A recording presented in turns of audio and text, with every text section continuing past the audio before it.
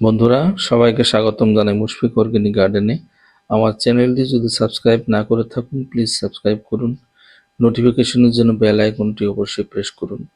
বন্ধুরা, আমার সামনে দেখতে পাচ্ছেন, এটি একটা 4 সিজন থাই ভ্যারাইটির লঙ্ঘন গাছ, যেটাকে 12 মাসি লঙ্ঘনও বলা হয়, কারণ সারা বছর এই গাছে ফল আসে, ফুল আসে। তো সেই জন্য এটাকে 12 মাসি বা 4 সিজন লঙ্ঘন বলা হয়। তো এই গাছটি আমি 1 বছর আগে আমার বাগানে রোপণ করেছিলাম। তো দেখতে পাচ্ছেন অনেক বড় হয়ে গিয়েছে গাছটি এবং ফুল চলে এসেছে, অনেক ফুল এসেছে। তো ফুল যাতে ফলে পরিণত হয় এবং ফুলের আরও অনেক বৃদ্ধি হয়, সেজন্য আমি গাছের গোড়ায় কিছু সার প্রয়োগে পরিচর্যা করব। তো শেষ পর্যন্ত থাকুন, তাহলে বুঝতে পারবেন, দেখতে পারবেন আমি কি সার প্রয়োগে গাছের পরিচর্যা করলাম।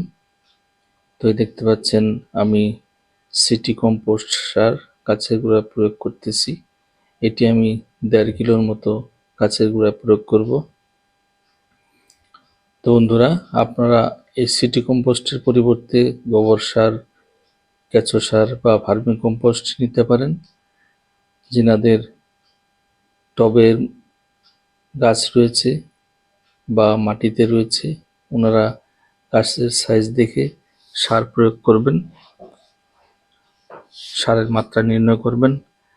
তো বন্ধুরা, প্রথমে আপনারা গাছের গোড়াটি খুচরিয়ে নেবেন, তারপর সার প্রয়োগ করবেন।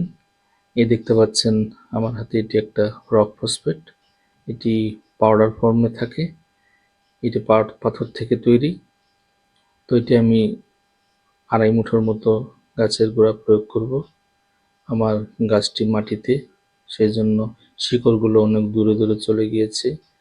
সেই জন্য আমি গাছের গোড়া মোটামুটি 2 ফুট ডায়ামিটারে আমি খুঁচিয়ে নিয়েছি, যাতে করে শিকড় আমার সারগুলো নিতে পারে।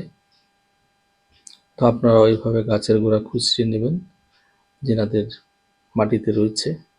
তো তারপর আমি নিয়ে নিচ্ছি আমার পটাশ মিল। এটি একটা অর্গানিক সার। পটাশ গাছের ফুল ফল বৃদ্ধির জন্য সাহায্য করে এবং গাছকে ক্ষমতা দেয়, শক্তি বাড়ায় গাছের। আর ফসফেট গাছের শিকড় কাণ্ডকে মজবুত করে এবং ফল ফুল ধারণের জন্য সাহায্য করে। তো বন্ধুরা, তারপর আমি নিয়ে নিচ্ছি সি সিক্রেট বা সিউইড, যেখানে সব ধরনের মাইক্রোনিউট্রিয়েন্টস থাকে। এটি গাছে প্রয়োগ করলে অন্য মাইক্রোনিউট্রিয়েন্টস গাছে প্রয়োগ করতে হয় না, এখানে সব প্রকার মাইক্রোনিউট্রিয়েন্টসই থাকে। বন্ধুরা, আপনারা গাছের সাইজ দেখে সারের নির্ণয় করবেন। আমি আমার গাছের গোড়ায় 1 মুঠো দিয়ে দিলাম।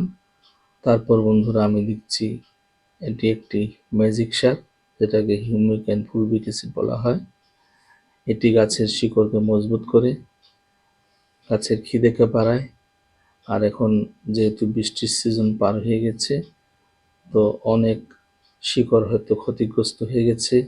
এই সার প্রয়োগ করলে গাছের শিকড়গুলো মজবুত হবে এবং যে সমস্ত শিকড় পচে গিয়েছে বা ক্ষতিগ্রস্ত হয়ে গিয়েছে, সেই সমস্ত শিকড়গুলোর থেকে নতুন শিকড় গজাবে।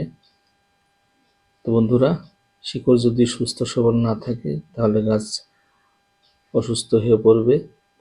তো আমি তারপর গাছের গোড়া সার প্রয়োগ করা হয়ে গেছে আমার। তারপর আমি এখন মাটিগুলো লেবেল করে নিচ্ছি, যাতে করে সারগুলো মাটির নিচে চলে যায়। কারণ উপরে থাকলে যদি জল প্রয়োগ করি, তখন সারগুলো ধুয়ে যাবে। তো সেই জন্য আমরা লেবেল করে নিব, তাতে করে সার মাটির নিচে চলে যায়। তো বন্ধুরা, এইভাবে আপনারাও এই অনুপাতে সার প্রয়োগ করবেন। তো বন্ধুরা, যিনারা রাসায়নিক সার ব্যবহার করতে চান, ওনারা রাসায়নিক সার ব্যবহার করবেন, যেমন পটাশিয়াম নাইট্রেট 13-0-46, এটি একটা সমৃদ্ধ সার, সুষম সার। তারপর এনপিকে যেমন 6-6-6 বা 8-3-9 এবং অন্যান্য পুষ্টি উপাদান যেমন ম্যাগনেসিয়াম, তারপর ম্যাঙ্গানিজ, মলিবডেনাম, এই সমস্ত সার প্রয়োগ করবেন গাছের গোড়ায়। তারপর আমি আমার গাছের গোড়ায় জল প্রয়োগ করতেছি, পর্যাপ্ত পরিমাণে জল দিব, কারণ পর্যাপ্ত পরিমাণে জল না দিলে গাছের যে সমস্ত সার প্রয়োগ করেছি সেই সমস্ত সার গলবে না এবং গাছের শিকড় নিউট্রিয়েন্টস নিতে পারবে না। তো সেই জন্য আমাদেরকে গাছের গোড়ায় সার প্রয়োগ করার পর পর্যাপ্ত পরিমাণে জল ব্যবহার করা উচিত বা করতে হয়। তো আমিও এখন আমার গাছের গোড়ায় পর্যাপ্ত পরিমাণে জল ব্যবহার করব। বন্ধুরা, এইভাবে পরিচর্যা করুন, দেখতে পাবেন গাছে ভর্তি ফুল ফল এসেছে।